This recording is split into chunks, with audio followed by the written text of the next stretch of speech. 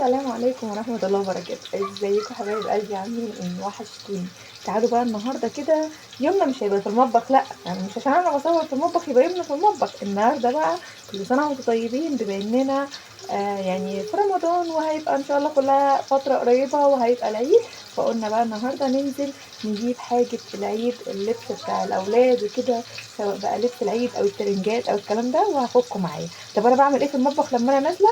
ف يعني انا في رمضان، سواء انا او البيت كله، اولادي او جوزي او كده، ما بنحبش لو ولا في رمضان ولا في اي مناسبه عامه اللي هي عيد او ان احنا ناكل بره. احنا ساعات بناكل بره في مطاعم، ولكن في الايام العاديه، لان في الايام اللي بيبقى فيها مناسبات صراحه بيبقى في كروته واكل مش احسن حاجه، والتتبيله مش تمام، عشان بيبقى طبعا في زحمه وعدد و ف واحنا بنروح نجيب الاكل، انا قصدي واحنا رايحين نجيب الهدوم، بعمل شويه بانيه كده زي ما انتم شايفين، بحمرهم اهم على النار، اكيد انتوا سامعين الصوت صح؟ بحمر شويه بانيه وعامله جنبهم شويه رز بسمتي، وهحطهم بقى في الاطباق عشان ناكل بره، نفطر بره ونكمل بقيه اليوم بتاعنا واللف. وهاخدكم معايا اكيد، فتعالوا معانا يلا نشوف رايحين فين وهنجيب حاجتنا منين، وهوريكم كل التفاصيل والمحلات والاسعار وكل حاجه. هاخدكم جوله كامله بالاسعار بتاعه لبس العيد. كل سنه وانتم طيبين تاني. يلا استنوا معانا نشوف احنا رايحين على فين، واستنوا انا برضو هجهز معاكم الاكل واوريكم شكل الاكل قبل ما نروح ونخرج. وهنا كده زي ما احنا شايفين، كنت خلاص خلصت بقى البانيه بتاعي حمرته، وكمان حضرت الاطباق فيها الرز البسمتي، وهبتدي بقى ايه ان انا اقفل الوجبات بتاعتي عشان خاطر اتوكل على الله والحق انزل. عشان انتوا عارفين الزحمه اللي بتبقى قبل المغرب دي بتبقى شويه صعبه الدنيا، فاحنا عايزين نلحق نوصل قبل اذان المغرب ما يأذن علينا. فهقفل الدنيا ونتوكل على الله، يلا بينا. هاخدكم معايا بقى اعرفكم جميع الاسعار وكل حاجه، يعني اقول لكم هي الاسعار مولعه. اكيد في ناس كتير جدا جدا جدا منكم اشترت هدومها، بس برضو للناس اللي لسه ما اشترتش تعالوا خدوا معانا فكره كده ونشوف الاسعار اخبارها ايه.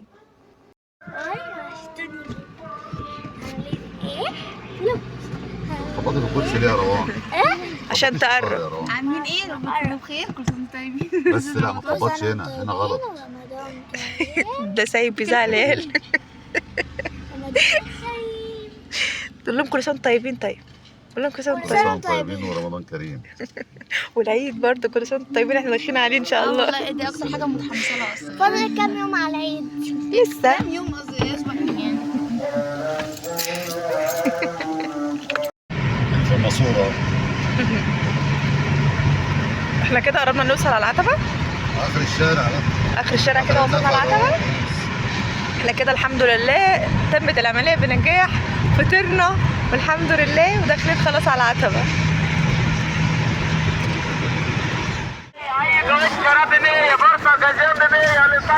مازن كل سنه وانت طيب.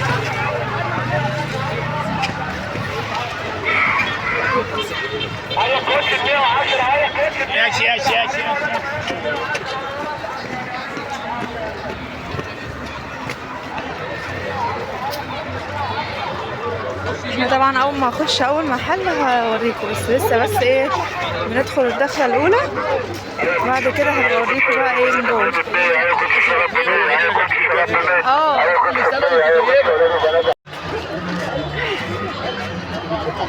دي بقى الدخله الجديده بتاعت العتبه.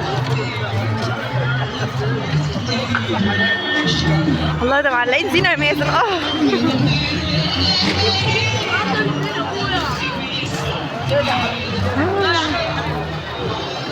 شكل الزينة حلو قوي.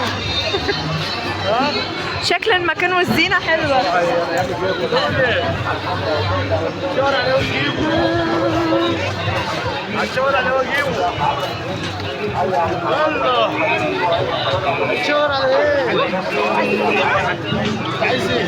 لسه طبعا هوريكم الاسعار لسه. وهنا بقى ده كان محل مليان صراحة سويتشيرتات وبناطيل جميع المقاسات. هوريكم دلوقتي الارقام بتاعته. المحل ده يا جماعة فيه جميع مقاسات البناطيل، بجد تحفة جدا. لو محتاره مش لاقيه مقاسات البناطيل، في عنده بيوصل المقاسات لحد 50. هوريكم دلوقتي الرقم بتاعه عشان لو عايزين تتواصلوا معاه. هو الشارع بتاعه جنب شارع الشواذليه على طول، وبصراحه عنده شويه حاجات جميله جدا، ولكن الاسعار مش عايزه اقول لكم خزعبليه صراحه.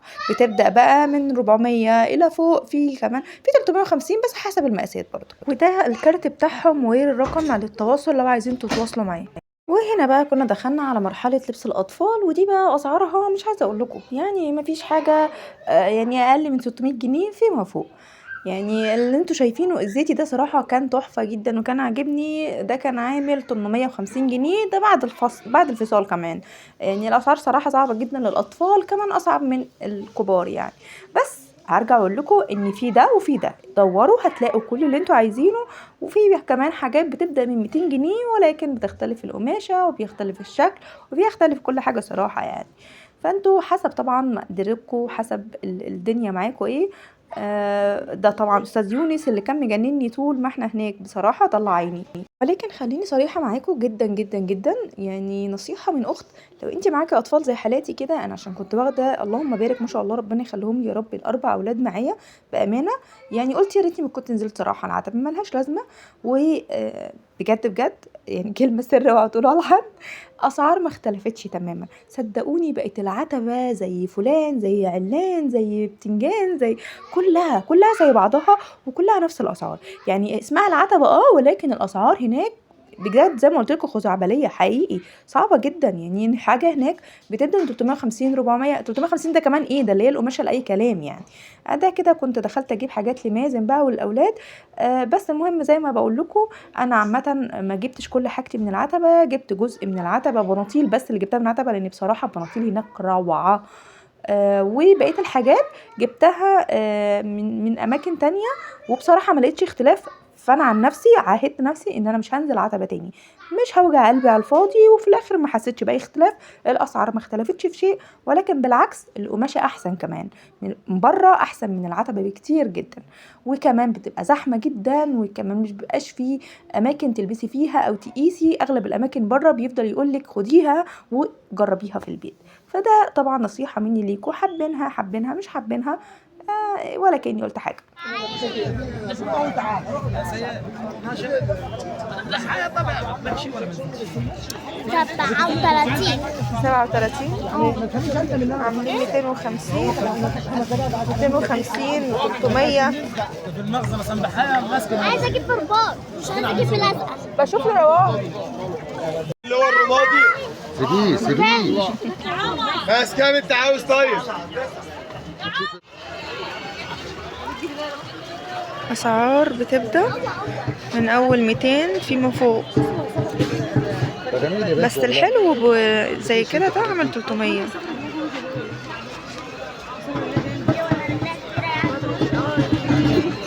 بس يا يونس بس. وهنا كده كان حد عامل بقى عروض على البناطيل، كان البنطلون عامل 250، ولكن بصراحة هي حلو متوسط حلو ومشته، بس مش افضل حاجة.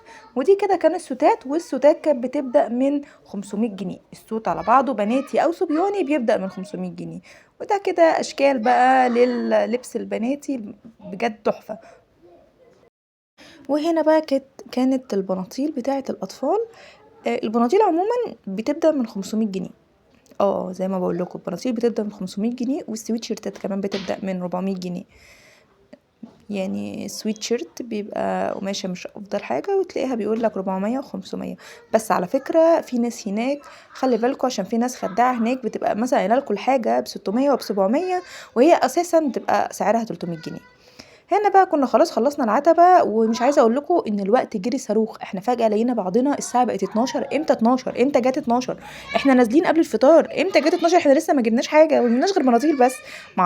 انا معرفش الساعة راحت فين، الوقت جري فين بأمانة. رمضان كله اصلا انا معرفش هو راح فين. يعني انا حاسة ان انا غمضت عيني فتحت كان اول يوم رمضان، بقينا فجأة اخر يوم رمضان خلاص. احنا مين يقول ان فاضل كام يوم ورمضان يخلص والعيد يجي. كل سنة وانتم طيبين طبعا. بس هقول ايه، الحمد لله لما لك الحمد طالما بالستر والصحة. تعالوا هنا كده هننزل بقى نروح نتسحر مع بعض واوريكم احلى سحور. والراجل ده احنا كنا صورنا عنده قبل كده لو تفتكروا، يعني كنا عنده قبل كده. ندخل بقى على بوابة السحور. تعالوا السحروا معانا، تفضلوا معانا. شوف هنقعد فين؟ نقعد فوق؟ خلينا نقعد فوق. اقعدوا هنا. ماشي خلينا نقعد فوق عشان العربيات. مالها العربيات هنا؟ تعالوا نقعد هنا.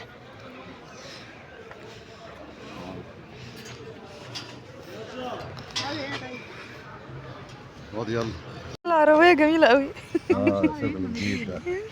فول نانوس مهروس. فول النوس مهروس. ايوه. ايه ما خطرش على بالك يوم تفطر عندي؟ هي علبة مناديل. بصوا علبة مناديل بس حلوة قوي، شكلها جميلة. جميلة قوي. ده حروان وهي لسه صاحي من النوم خدتها حمرا كلها. ويونس ايه يا روحي، ومازن نفس الكلام. هو بصوا كلهم ناموا في العربية، وسيد طلع من العتبة مصدع. انا ما نمتش. صدع جامد جدا. ده عينه تبين عليها الحمار اصلا من كتر الصداع. تسلم يا عمر. مفيش حد نام مني انا وانتي وبابا، انما التلاتة دولت كانوا نايمين وضايعين خالص. هجيب كوبايات. هيجيب ان شاء الله. جبت عايزة مية سلطة؟ مية سلطة. مية سلطة. اللي انت عايزاه اطلبيه. بس الاجواء حلوة ما شاء الله. تسلم ايدك يا حبيبي ومقدمة. تسلم يا عمر. وسفلانة بقى بتاع الفول ده فين؟ السفلانة بتاع الفول ده فين؟ مصر الجديدة. مصر الجديدة في صلاح الدين. في صلاح الدين. هو جنب المستشفى صح؟ هو هنا مستشفى صلاح الدين. خلف الحي على طول. خلف الحي خلف حي مصر الجديدة. هي مستشفى صلاح الدين هنا قبلنا ولا بعدنا؟ مستشفى صلاح الدين بعدينا؟ الجلدية. دي بعدينا هنا؟ الشارع اللي وراه. هينزل الاكل واوريهولكم.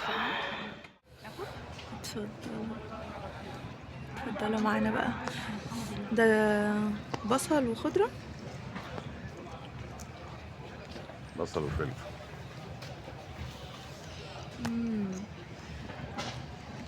صراحة شكل الأكل يفتح النفس فلفل شاي الصراحة جدا. يلا يا موز. تعالوا السحروا معانا. بصراحة شوية فول عنده يا ربي على الجمال. البطاطس نفسها سبحان الله. بصي يا مازن، دول طبعا البطاطس طعمها حلو قوي، مع انها بطاطس محمرة عادية بس طعمها حلو. بص يا اسطى، جبت لك السحر بقى. لا البطاطس دي عبقرية، بطاطس جمبري. الطعمية لسه مقلية بقى. يا سيد الأكل ده يا سيد. يا سيد الأكل ده الواحد مش عارف ياكل ايه ولا ايه من الجمال. تسلم ايدك. وشوية مية سلطة. وكده كنا خلاص خلصنا سحور، والحمد لله اليوم بقى كان خلاص قفل معانا جدا، وكان صداع من كتر الدوشه اللي في العتبه. هنتوكل على الله ونروح بيتنا. يا رب نكون خفاف ولذاذ على قلوبكم. وكان معاكم عائله سيد وهبه، يا رب نكون يعني لذاذ على القلب. وما تنسوش تحطوا اللايك والشير والسبسكرايب وتصلوا على الحبيب المصطفى.